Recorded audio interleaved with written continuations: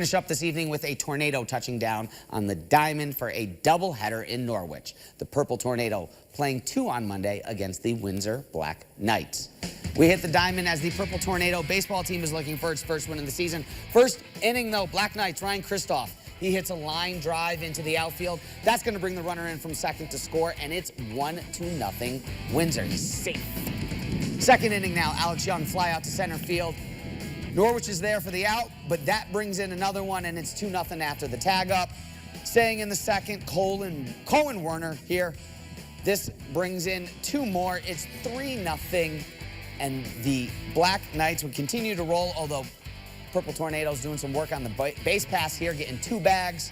Windsor gets the win, though, as they take this one 7-1. And we move to the softball diamond, where the same 2 teams are matching up.